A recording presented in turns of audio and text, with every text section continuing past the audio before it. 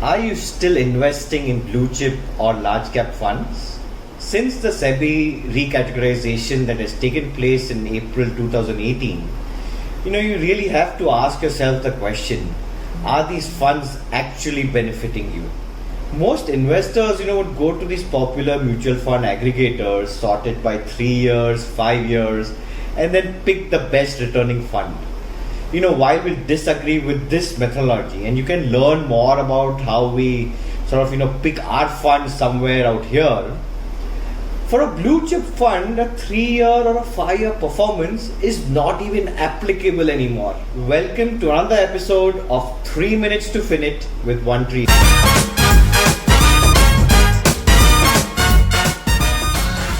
Funds by design have to invest 80% of their AUM in the top 100 stocks by market capitalization.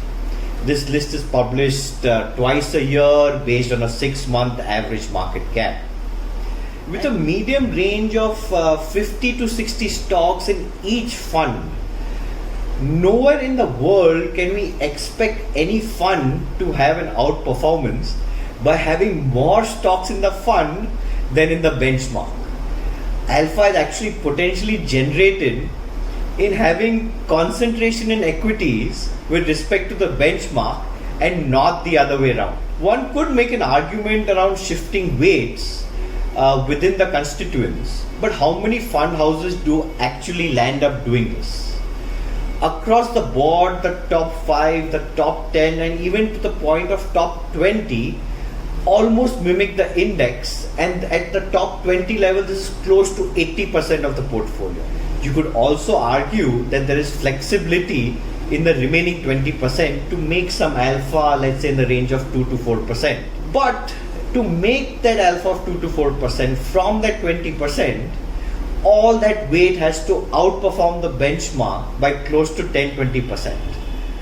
Honestly, if someone could pull that off consistently, they should not be running a large cap fund. Look, even if the fund manager is able to generate an alpha streak, right? But what is the expense ratio of these funds? And it's an important question to ask.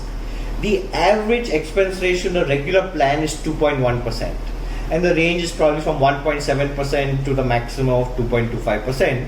But this will remove any of those alpha gains over time. The funny part is most individual portfolios have several of these large cap and blue chip funds in the name of diversification. This not only compounds all the above issues but pushes your portfolio towards a benchmark return minus fees with zero chance of alpha.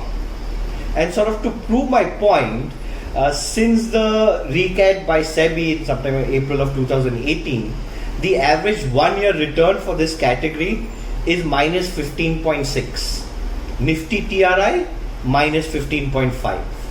2-year return minus 3.5. Nifty TRI minus 1.5. And this underperformance is very close to the fees that they charge and gives us something to think about. So the question is, Jai, tell me what to do.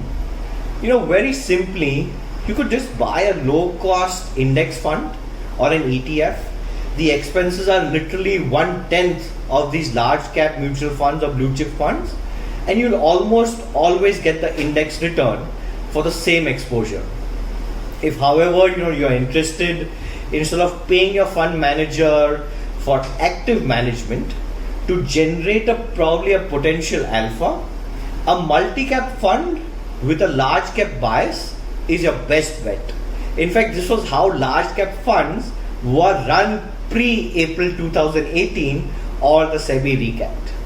That's it from me. And before I forget, if you like the video, don't forget to comment on it, maybe even like it.